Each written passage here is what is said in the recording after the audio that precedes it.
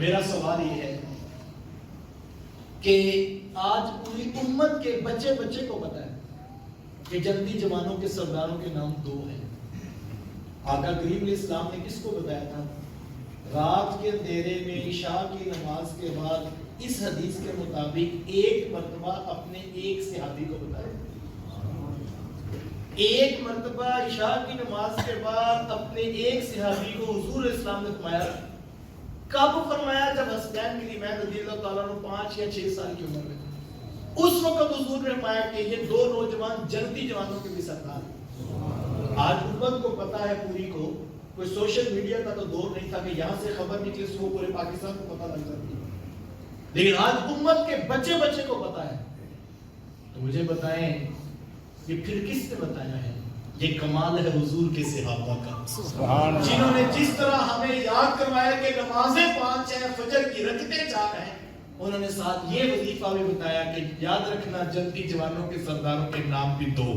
کیونکہ اس اور میں یہ کہتا ہوں، پورے وصول سے یہ کہتا ہوں، اہل بیت کی عظمت پر آپ کو جو احادیث ملتی ہیں وہ سب حدیثیں امت کو اللہ کے رسول صلی اللہ علیہ وسلم کے صحابہ نے یاد کر دی۔ صحابہ خود بھی پیار کیا کرتے، جو کہ صحابہ جانتے تھے یہ دین ہے، ان سے محبت کرنا۔ کتنا پیار کیا کرتے تھے صحابہ کہ حضرت سیدنا ابو بکر صدیق رضی اللہ تعالیٰ عنہ ایک دن جو ہے وہ عصر کی نماز پڑھا کر مسجد سے باہر نکلے تو ساتھ حضرت علی مرتضیٰ رضی اللہ تعالیٰ عنہ ہو گئے۔ تو یہ گلی میں حضرت امام حسن رضی اللہ تعالیٰ عنہ، چھوٹے بچے تھے، یہ کھیل رہے ہیں۔ حضرت ابو بکر صدیق رضی اللہ تعالیٰ عنہ کی نگاہ پڑی تو دوڑ کر آگے بڑھ کے شہزادے کو اٹھایا اور اٹھا کے اپنے کندھوں پہ بٹھا لیا۔ کیوں بٹھایا ہوگا؟ چھوٹے بچے تھے، آل رسول تھے، خون رسول تھا، خوبصورت لگے، اچھے لگے، اٹھا کے کندھوں پہ بٹھا لیا، بات محبت کیا۔ حضرت علی مرتضیٰ رضی اللہ تعالیٰ عنہ کے صاحبزادے تھے، دوستوں کے بیٹے بھتیجے لگتے ہیں، پیارے لگتے ہیں، اٹھا کے کندھوں پہ بٹھا لیا، بات محبت کی ہے۔ لیکن میرا جی چاہتا ہے آپ اس جملے کا بھی ذوق لیجئے، جناب ابو بکر نے اس لیے بھی کندھوں پہ بٹھایا ہوگا، دل میں خیال آیا ہوگا ابو بکر یہ تو آپ کے کندھے ہیں، یہ شہزادے تو نبیوں کے امام کے کندھوں پہ بھی کھیلا کرتے تھے، آج سرے راہ مل کے ہیں تو چلو محبوب کی یہ والی سنت بھی ادا کرتے ہیں۔ اٹھا کے کندھوں پہ بٹھایا اور مسکرا کے حضرت علی مرتضیٰ رضی اللہ تعالیٰ عنہ کی طرف دیکھا اور کہا یہ ایک بات نہ کہوں، عرض کی حضور حکم ارشاد فرمائیں۔ کہا یہ جو حسن ہے نا یہ بیٹا تو آپ کا ہے، لیکن مجھے آپ پر تو نہیں لگتا، مجھے تو رسول اللہ کی شبیہ لگتی ہے، مجھے تو ان کو دیکھ کے حضور یاد آ جاتے ہیں۔ حضرت علی مرتضیٰ رضی اللہ تعالیٰ عنہ بھی مسکرا پڑے، کہا ابو بکر میں نے کب کہا یہ مجھ پر ہے، یہ واقعی ہی اپنے نانا کی ہی شبیہ ہے، یہ رسول اللہ کی تصویر ہے۔ اللہ اکبر! صحابہ کتنا پیار کیا کرتے تھے۔ حضرت عمر فاروق رضی اللہ تعالیٰ عنہ جب وظائف بانٹنے لگے تو اپنے بیٹے کو وظیفہ دیا، آگے حسنین بن عمیر رضی اللہ تعالیٰ عنہما بھی کھڑے ہوئے، اپنے بیٹے کی نسبت 2 گنا وظیفہ شہزادوں کی خدمت میں پیش کیا۔ تو بچے ہوتے ہیں تو بیٹے نے سوال کر دیا، کہا حضرت میں ان سے عمر میں بھی بڑا ہوں اور میں نے جہاد بھی کیا ہے، مجھے ان کے جتنا یا ان کو میرے جتنا حصہ دیا جاتا تو بات اور تھی، میرے سے بھی 2 گنا وظیفہ زیادہ کیوں دیا جا رہا ہے؟ تو جو جواب حضرت عمر فاروق رضی اللہ تعالیٰ عنہ نے دیا وہ سننے والا ہے۔ کہا بیٹا عمر تمہیں بھی 2 گنا وظیفہ دے گا، لیکن عمر کی ایک شرط ہے۔ کہا جی وہ شرط کیا ہے؟ کہا بیٹا پہلے ان کے نانا کے جیسے نانا لا کر دکھاؤ، کہا ان کے بابا کے جیسے بابا لے کر آؤ اور ان کی والدہ جی جیسی والدہ لے کر آؤ، کہا یہ رشتے تم لے کر آ جاؤ اور تمہیں بھی 2 گنا وظیفہ عطا کروں۔ کہا جانتے ہو ان کے نانا کون؟ ان کے نانا تو امام الانبیاء صلی اللہ علیہ وسلم، ان کے نانا تو وہ ہیں جن کے پیچھے سارے نبی ہاتھ باندھ کے کھڑے ہو جاتے ہیں، ان کے بابا تو جناب علی المرتضیٰ رضی اللہ تعالیٰ عنہ ہیں اور ان کی والدہ تو سیدہ فاطمہ بنت رسول ہے۔ کہا یہ رشتے تم لے کر آ جاؤ اور تمہیں بھی 2 گنا وظیفہ دے گا۔ عمر یہ نہیں دیکھتے کہ عمر کو زیادہ پیارا کون لگتا ہے، عمر تو یہ دیکھ رہے ہیں عمر کے رسول کو زیادہ پیارا کون لگتا ہے۔ مجھے بتائیے یہ محبت کا معیار ہے حضرت عمر فاروق رضی اللہ عنہ، اور میں کہتا ہوں یہ تو حسنین کریمین ہے، ان سے محبت کا انداز ہے۔ حضرت عمر رضی اللہ تعالیٰ کا عقیدہ کیا ہے؟ آپ تو طواف کعبہ کرتے ہو حجرہ اسود کو چومنے لگے تو رک گئی، کہا حجرہ اسود میں اچھی طرح جانتا ہوں کہ تو ایک پتھر ہے، نہ تو نفع دیتا ہے نہ تو نقصان دیتا ہے. اس کے باوجود عمر اگر تجھے چوم رہا ہے تو اس کی صرف ایک وجہ ہے کہ عمر کے رسول نے تجھے چوما ہے. جو عمر پتھر بھی چوم لیتے ہیں کہ حضور نے چوما ہے، وہ نواسہ رسول کی گردن کیوں نہیں چومیں گے؟ وہ نواسہ رسول سے محبت کیوں نہیں کریں گے کہ حضور کی آل ہے، حضور کے گھر والے ہیں. اللہ اکبر. صاحب یہ وہ محبتوں کا دین ہے، یہ وہ الفتوں کا دین ہے، یہ وہ عقیدتوں کا دین ہے جو ہمارے اسلاف نے ہم تک پہنچا ہے. یہ ہمارا ورثہ ہے، ہم نے اس کو نوجوان نسل کی طرف منتقل کرنا. میرے استاد مکرم اکثر فرمایا کرتے ہیں کہ یار کوئی چیز پرانی ہو جائے نئی چیز خرید دیا کرو. نئی چیز میں جدت ہے، نئی چیز میں سہولت ہے، نئی چیز میں آسانی ہے. لیکن بیٹا یاد رکھنا، دین جتنا پرانا ہوگا اتنا حضور کے قدموں کے نیڑے ہوگا. دین نیا نہیں لینا، دین پرانا ہی اچھا ہے. دین وہی ہے جو داتا گنج بخش علی حجویری لے کر آئے. دین وہی ہے جو خواجہ معین الدین چشتی اجمیری لے کر آئے. دین وہی ہے جو شاہ نقشبند بخاری لے کر آئے ہیں. دین وہ ہے جو پیر فیض الحسن شاہ صاحب سنایا کرتے تھے. آپ خطبہ دے کے نکلے، ایک نوجوان نے آپ کا بازو پکڑ لیا، کہا حضرت ایک مسئلہ ہمیں بھی بتا دے. کہا بیٹا پوچھو کیا ہے؟ کہا یہ بتائیں کہ حضرت سیدہ فاطمہ تو زہرا رضی اللہ تعالی عنہا افضل ہیں یا کہ حضرت عائشہ صدیقہ رضی اللہ تعالی عنہا افضل ہیں؟ پوچھنے والے نے تو آپ کو پھنسانا چاہا. اگر اس طرف کھڑے ہوں گے تو میں ادھر آ جاؤں گا، اگر ادھر آئیں گے تو میں ادھر چلا جاؤں. لیکن جن کو عقائد کی خیرات حضور کے قدموں سے ملی ہو، اس کو بنا کوئی سوال پریشان کرے. کہا بیٹا یہ بھی کوئی پوچھنے والی بات؟ کہا حضرت پھر آپ بتا دیجیے. کہا بیٹا دیکھو، اگر تم دیکھو بیٹی ہونے کی حیثیت سے حضرت سیدہ فاطمہ الزہرا رضی اللہ تعالیٰ عنہا وہ بیٹی ہیں امام الانبیاء صلی اللہ علیہ وسلم، اور حضرت سیدہ عائشہ صدیقہ رضی اللہ تعالیٰ عنہا وہ بیٹی ہیں جناب ابو بکر صدیق رضی اللہ تعالیٰ عنہ. تو بیٹا یہ بلا کیسے ہو سکتا ہے کہ نبیوں کے امام کی بیٹی سے جناب ابو بکر کی بیٹی افضل ہو جائے؟ اس نے کہا یہ تو بالکل نہیں ہوتا، یہ پکی طے شدہ بات ہے. تو جناب شاید پیر صاحب نے بات پہلے رکھی کہ اس کو سمجھ زیادہ. کہا جی یہ تو بالکل طے شدہ بات ہے، یہ تو سمجھ میں آتی ہے. کہا بیٹا جس طرح یہ والی سمجھ میں آتی ہے نا، یہ بھی سمجھ میں آنی چاہیے. اگر تم دیکھو بیوی ہونے کی حیثیت سے حضرت سیدہ عائشہ صدیقہ رضی اللہ تعالیٰ عنہ وہ بیوی ہیں امام الانبیاء صلی اللہ علیہ وسلم، اور حضرت سیدہ فاطمہ الزہرا رضی اللہ تعالیٰ عنہا وہ بیوی ہیں جناب علی المرتضیٰ رضی اللہ عنہ. تو بیٹا یہ بھی نہیں ہو سکتا کہ نبیوں کے امام کی بیوی سے جناب علی المرتضیٰ کی بیوی افضل ہو جائے. یہ وہ محبتوں کی گرہ ہے جس کو سمجھ آ گئی اس کا دین بچ گیا. جس کو سمجھ آ گئی مسئلہ مطلب کیا کہ جب حضور کی نسبت سے دیکھو گے ہمیں ہر کوئی بڑا نظر آئے گا، ہر کوئی اونچا نظر آئے گا. پتہ نہیں کیسے لوگوں کو نیچا نظر آ جاتا ہے، کوئی چھوٹا نظر آ جاتا ہے. جب ان کی نسبت سے دیکھو گے ہر کوئی بڑا ہوگا. میں آپ سے پوچھتا ہوں، اس بات پر تو امت کا کوئی اختلاف نہیں ہے کہ حضور علیہ السلام کی امت حضرت آدم علیہ السلام سے لے کر حضرت عیسیٰ علیہ السلام کی امتوں تک سب امتوں سے حضور کی امت افضل ہے. اس بات پر کوئی اختلاف نہیں، سب کے ہاں یہ ایک بات ہے. بلکہ فرمایا گیا کہ میرے استاد نے فرمایا کہ اس امت کا کتنا بڑا بخت جاگا کہ آئے سب سے آخر پہ ہے زمین پہ، جنت میں سب سے پہلے چلے جائیں. کیوں چلے جائیں گے؟ میں اپنے اندر اتروں تو صحیح، میں دیکھوں تو صحیح میں ہوں کیا. سر سے لے کر پاؤں تک، صبح سے لے کر شام تک اپنے گناہوں کو میں ذرا سامنے رکھوں، میرے پلے کیا ہے کہ آدم علیہ السلام سے لے کر حضرت عیسیٰ علیہ السلام تک ساری امتیں ابھی انتظار کر رہی ہوں گی، لیکن حضور کی امت میں ہونے کا یہ شرف ہے کہ ہم جنت میں جا چکے ہوں گے. وجہ کیا ہے؟ کمال ہمارا نہیں صاحب، کمال آمینہ کے لال کا ہے. حضور کی نسبت سے ہم افضل ہوئے. یار حضور کی نسبت تو ہم رقموں کو مل جائے تو ہم پچھلی امتوں سے افضل ہو جاتے ہیں. تو مجھے بتاؤ جن کو حضور نے اپنے کندھوں پہ اٹھایا ہوگا ان کی شانوں کو کون سن سکتا ہے اور ان کی عظمتوں کو کون چھو سکتا ہے؟ تو دین یہ ہے کہ حضور کی نسبت سے دیکھا جائے، اور یہی محبتوں کا دین ہے، یہی عقیدتوں کا دین. صحابہ نے یہی سکھایا.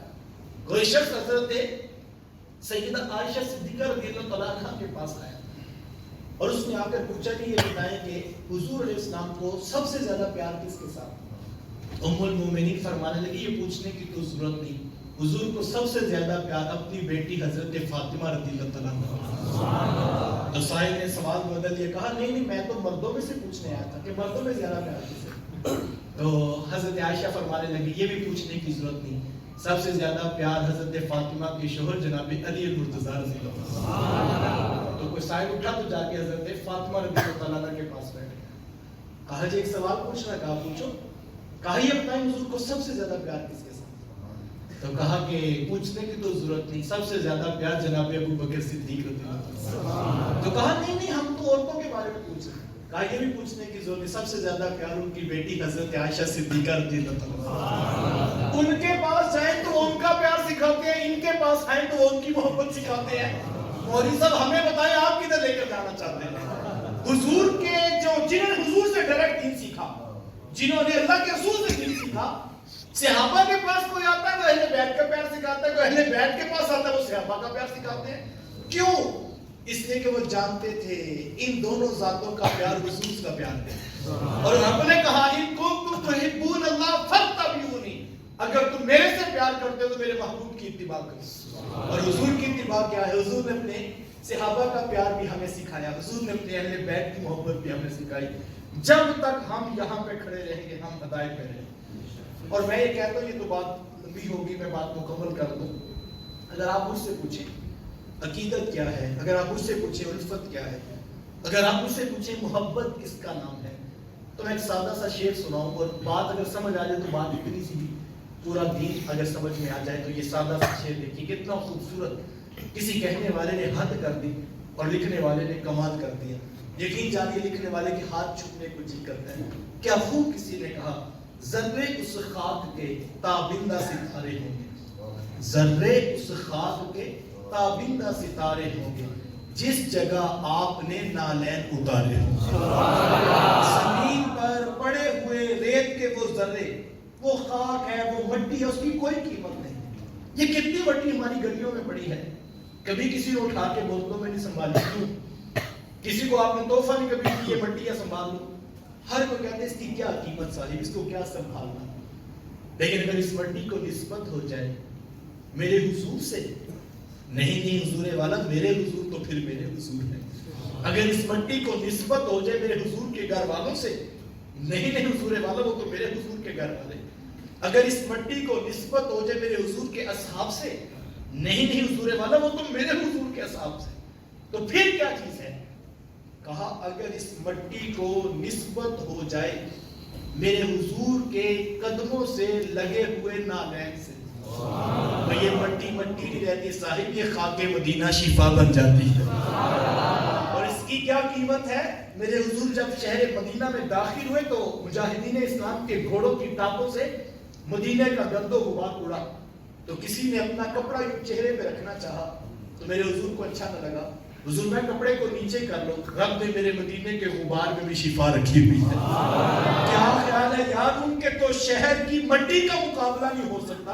اور آپ چلے ہیں جناب ابو بکر کی بات کرنے, اور آپ چلے ہیں جناب حسنین کی ریمین کی بات کرنے. رک جائیے, محبت عقیدت الفت یہ ہے. وہ کیا ہمیں بزرگوں نے کہا تھا کہ لے سانس بھی آہستہ کے دربار نبی ہے. ہمیں تو یہاں کھڑا کیا گیا تھا اور یہی دین ہے, اور یہ ہم نے پھر سے اپنی نسلوں کی طرف منتقل کرنا ہے. یہ محافل دروس قرآن مجید اور یہ میلاد اور یہ محرم الحرام کے جو اجتماعات ہیں, ان کی مقصدیت بھی یہ ہے کہ ہم اپنی نوجوان نسل کے سینے میں حضور الاسلام کی ہر نسبت کا احترام اور ان کے چاہنے والوں کا پیار ان کے سینوں میں ڈالا جائے. اس پر مجھے اور آپ کو کام کرنے کی ضرورت, اشد ضرورت ہے. میں دل باغ باغ ہوا جب میں آیا تو کہ نعت خوانی کے ادب میں جو سب لوگ موجود تھے, اللہ بھلا کرے جنہوں نے اس بات کو جب اس محفل میں نافذ کیا, یہی ادب ہے. ادب کے اندر سب دین پڑا. اور میں اور آپ جو محافل کا انداز ہے اس کے اوپر بھی غور کریں, اور ہمیں ہمیشہ ان چیزوں کو پیش ہے. ہم دین سیکھنے کے لیے آئے, نہ کہ اپنی ذاتی شہرت کے لیے, نہ کوئی جو ہے وہ تماشا دیکھنے کے لیے. ہم خالص دین, اور ہر اس محفل کا بائیکاٹ کیجئے جہاں پر دین کے نام پہ کاروبار ہو رہا. سچا خالص سیدھا سیدھا دین ہے, اگر مل جائے تو یہ غنیمت سمجھیے. اور میں اور آپ اس مشن پہ اس لیے کھڑے ہوں کہ یہاں سے ہمیں اس طرح کی خوشبو ملی جنہوں نے دو ٹوک بامقصد پروگرام ہمیں دیے. یہ احسان امت پر, یہ احسان اہل سنت پر کسی شخص کا کہ انہوں نے ہمیں یہ جو ہے وہ طریقہ بتایا. تو دین سیکھنے کے مقصد ذرائع یہ ہے کہ میں اور آپ اپنی نسل نو کی تربیت میں مشغول عمل ہو جائیں اور اس پیغام کو عام کیا جائے. میں سادہ سی بات پہ بات مکمل کر دوں. کس طرح سے ہم اپنی نوجوان نسل کے سینے میں یہ پیار ڈال سکتے ہیں. ایک سادہ سا کلاس روم تھا. استاد نے بچوں سے سوال پوچھا کہ بیٹا آپ بڑے ہو کر کیا بننا چاہتے ہیں؟ اب مختلف بچے مختلف جواب دیتے ہیں. کوئی کہتا ہے میں ڈاکٹر بننا چاہتا ہوں, کوئی کہتا ہے میں انجینئر بننا چاہتا ہوں. ظاہر بات ہے جو بچوں کو ہم سکھاتے ہیں بچے اسی کے مطابق جواب دیتے ہیں. اب مختلف جواب آ رہے تھے. بات چلتی چلتی ایک بیٹے تک پہنچی تو استاد نے اس سے پوچھا کہ بیٹا آپ بڑے ہو کر کیا بننا چاہتے ہیں؟ تو جو بچے نے جواب دیا وہ سننے والا تھا. اس نے کہا کہ استاد جی میں نا بڑے ہو کر صحابی رسول بننا چاہتا ہوں. صاحب بصیرت تھا, اس اتنا خوبصورت جواب. تو اس نے بیٹے کو قریب کیا, کہا بیٹا آپ صحابی رسول کیوں بننا چاہتے ہیں؟ تو جو اس نے جواب دیا وہ میری 40 منٹ کی گفتگو کا خلاصہ, اور میں آپ کی وساطت سے اپنی بہنوں اور بیٹیوں تک یہ بات پہنچانا چاہوں گا. کہا استاد جی اصل بات یہ ہے کہ جب میں رات سونے لگتا ہوں تو میری ماں مجھے روزانہ ایک صحابی رسول کا قصہ محبت سنا دیتی ہے. صحابی رسول وہ ہوتا ہے جو نبی سے ٹوٹ کر پیار کرتا ہے. میں ٹوٹ کر پیار کرنے والا صحابی رسول بننا چاہتا ہوں. جب مائیں کہانیاں داستانیاں صحابی رسول کی سنایا کرتی تھی, پتر کے دل میں شوق پیدا ہوتا تھا کاش میں بھی مدینے کا کوئی صحابی ہوتا. لیکن جب کہانیوں کی جگہ کارٹون نے, انٹرنیٹ نے, موبائل نے اور نہ جانے کس کی شے نے لے لی, پھر جو حال ہمارے سامنے ہے وہ کسی سے بھی مخفی نہیں ہے. مجھے اور آپ کو یہ اس دورے پرفتن دور ہے, اور جو فتنے جو ہوائیں روز سوشل میڈیا پہ جو کوہرام مچا ہوتا ہے وہ کسی سے بھی مخفی نہیں. اور میں کہوں کہ یہ ادھر ہو رہا ہے ادھر نہیں ہوگا, نہیں ساری یہ گھر گھر کی کہانی ہے. مجھے یہ ہمیں غور کرنا ہوگا, اس پہ توجہ کرنی ہوگی. مت سوچئے کہ ادھر ہوگا ادھر نہیں ہوگا. جب سر سے پانی گزر جائے گا اس وقت سر پٹکنے سے بھی فائدہ حاصل نہیں ہوگا. اس پرفتن دور میں ہر شخص اپنے گھر کے چراغ کو جلا کے رکھے. دیکھیں اگر میں درس قرآن کا کام کر رہا ہوں, میں دین کا پیغام لے کر جا رہا ہوں, تو میرے استاد مکرم فرمایا کرتے تھے بیٹا کوئی دعوت پہ آ جائے تو اللہ آپ کو اس کا صلہ دے گا.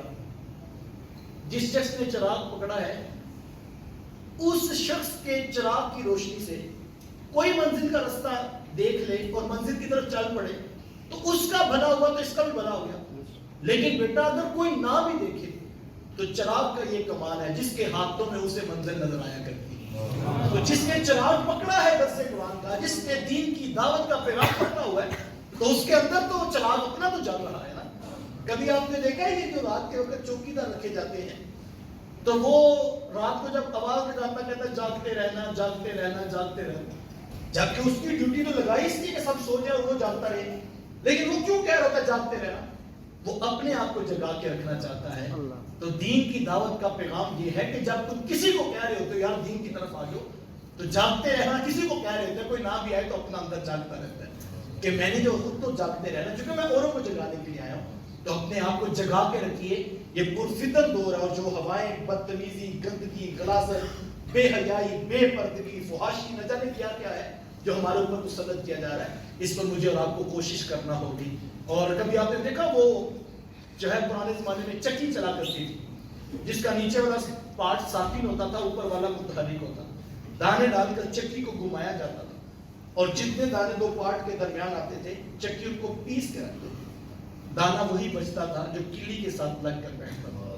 یہ جو ہوائیں بدتمیزی کی, بے حیائی کی, بے پردگی کی چل رہی ہیں, یہ معاف کسی کو نہیں کریں گی. بچے گا وہی جو کیڑی کے ساتھ لگ کے بیٹھے گا, دامن رسول پکڑ کے بیٹھے گا. قرآن اور صاحب قرآن کے ساتھ جو جڑ جائے گا اس کا گھر بچ جائے گا, اور جو نہیں جڑ جائے گا وہ یہ خیال کرے کہ میں بڑا دانا ہوں. نہیں, صاحب قرآن اور صاحب قرآن کی محبت کو اپنے گھروں میں, اپنے کلچر میں, اپنے رسم و رواج میں, حضور علیہ السلام کی سیرت کو اپنا لو. اسی میں عافیت ہے, اور اسی میں بقائے دین ہے, اور اسی میں نسل نو کی حفاظت ہے. آئیے ارادۃ المصطفیٰ کے اس پلیٹ فارم سے میں آپ کو دعوت پیش کرتا ہوں. ایک نمبر نوٹ کر لیں, اس کے 2 فائدے آپ کو ہوں گے. ایک تو یہ کہ روزانہ کی بنیاد پر میرے استاد مکرم علامہ پیرزادہ محمد رضا صاحب کی مصطفی صاحب کا جو ہے ویڈیو کلپ ہم آپ سے شیئر کریں گے.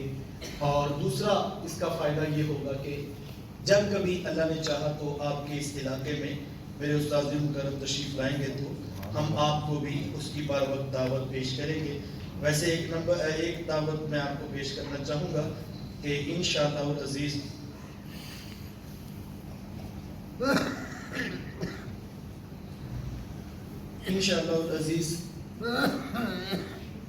31 अगस्त बरोज मंगल दोपहर 2:30 पर मनावा स्टेशन लाहौर में मेरे उस्ताद अल्लामा पीरज़ादा मोहम्मद रिज़ा साहब मुस्तफ़ा सब तशरीफ ला रहे हैं।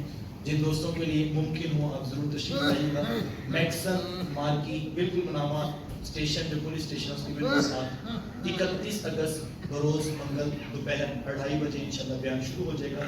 और अगर आप नंबर सेंड कर देंगे तो हम इसका एड्रेस आपको शेयर कर देंगे। एक नंबर नोट करेंगे, इसका एक तो फायदा ये होगा कि आपको रोजाना की बुनियाद पे क्लिप आएगा, खुद भी सुनिए, अपने बच्चों को बिठा के सुनाए। हम सोचते हैं कि बच्चे बड़े होंगे तो कुछ छोटे छोटे बच्चों को ये शौक हो कि वो दीन सीखें, और जब वो सीखेंगे तो इंशाल्लाह उनकी जिंदगी में भी असर रहेगा। नंबर नोट कीजिएगा 0332 82 66 313 0332 82 66 313। अपना नाम अपने इलाके का नाम लिखकर आप मैसेज कर देंगे।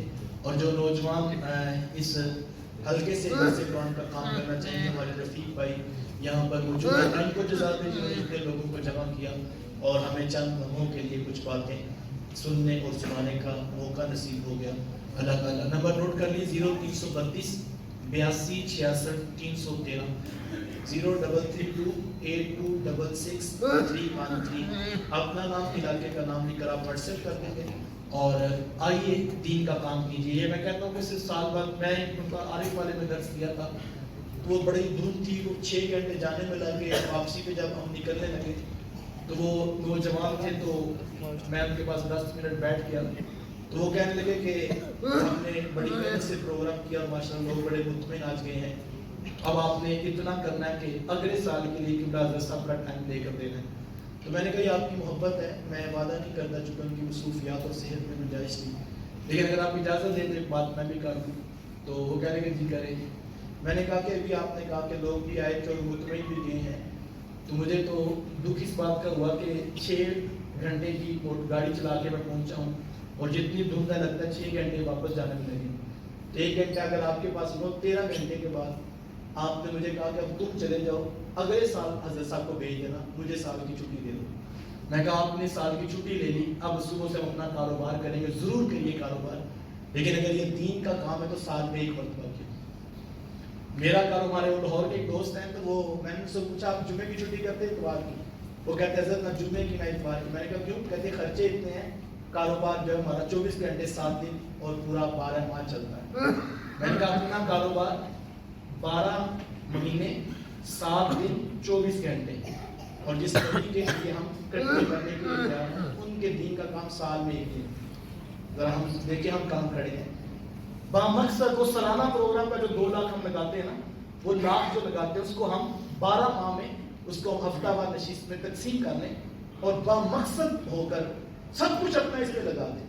मैंने कहा कोई आता है ना आए, आपके पास माशाअल्लाह इतने लोग जमा है, अल्लाह इन आने वालों के कदमों को सलामत रखे कि जिन्होंने दीन की बात सुनने के लिए, ये भी आपका हिस्सा है।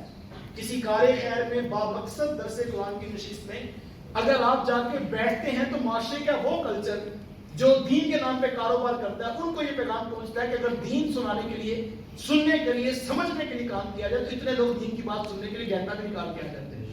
तो अगर बामकसद हम हो जाएं और इस तरह के बामकसद प्रोग्राम को इनेकाद किया जाए तो इसकी खुशबू यकीनन आने वाली नस्लों को नसीब होगी।